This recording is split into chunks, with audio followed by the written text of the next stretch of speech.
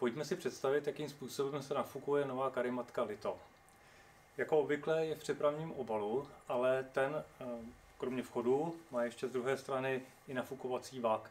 Podívejme se, jak to funguje. Když vyndáme karimatku z obalu,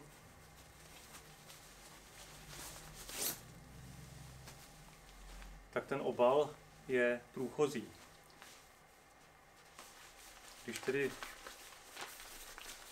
vybalíme ven celý nafukovací vak, tak se nám z obalu i z toho vaku stane jedno těleso, kterým budeme nafukovat.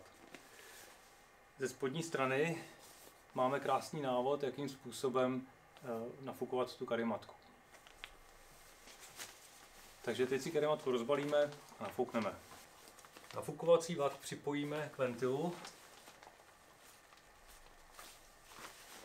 Uvolníme ho, aby se do něj dostalo co nejvíc vzduchu a můžeme do něj i trochu fouknout. Toho fouknutí se nemusíme bát, vzduchu z plice tam dostane minimum, takže není vlhký a vidíme, jak se pěkně nafouknul. A teď už postupně tím měchem nafukujeme karimatku.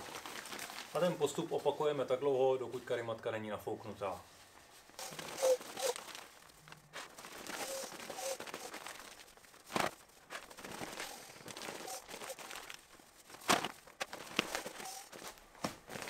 Tak a máme hotovo. Na 5 až 6 nafouknutí je karimatka pěkně plná. Ventil uzavřeme a můžeme si jít lehnout.